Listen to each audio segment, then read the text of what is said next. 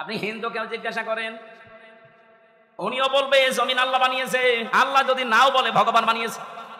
তো ওরা যাতে ভগবান বলে আমরা আল্লাহ বলি, জিনিস একই।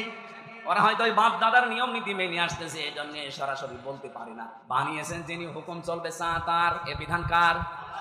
তাহলে আপনার বিবেকের কি বলে যে জমিন আসমান আল্লাহ বানিয়েছে আর এখানে চলবে মানুষের তৈরি করা আইন? একটা কথা হলো, তাহলে আল্লাহ যেটা পারে ওইটা অন্য কেউ। তাহলে জমিন আল্লাহর বিধান চলবে, আল্লাহর এখানে অন্য কারো বিধান চলতে পারে না। যদি অন্য কারো আইন, অন্য কারো বিধান আপনি চালাতে চান, আপনি অবশ্যই শিরিক করছেন। আর শিরিক করলে লোকটা কি?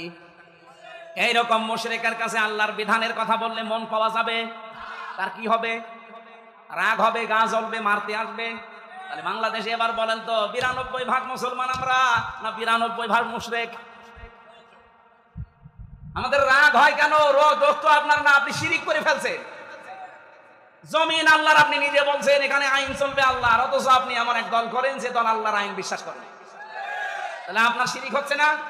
আর এই কথাটা আমি একটু বাংলা ইংরেজি আরবি মিলে বলতে গেলে আপনার রাগ হয় না? এরপরও আমি জানি কিছু মানুষের মন ফিরবে না, কারণ ওদের আবু জেহেলের মতো খতম করে দেওয়া। খাতামাল্লাহু আলা কুলুবিহিম ওয়া আলা সামঈহিম ওয়া আলা আবসারিহিম গিশাওয়া ওয়া লাহুম আযাবুন আযীম। হে নবী, আমি ওদের অন্তরের উপরে মোহর লাগিয়ে দিয়েছি। আপনি যতই সুন্দর করে বলেন, নবীজি আবু জেহেলের কাছে 350 বারের উপরে দাওয়াত নিয়ে গেছে, এরপরও লোকের মন তৈরি হয়নি। আমার মনে হয় 350 বার না। আমি তো আপনার কাছে এই 11.5 বছর তো আমি ময়দানে, 3 বছর না জেলে ছিলাম, বাকি সময় তো বহুবার আপনি আমার আলোচনা, আলেমদের আলোচনা শুনেছেন, এরপরও আপনার পরিবর্তন হয় না।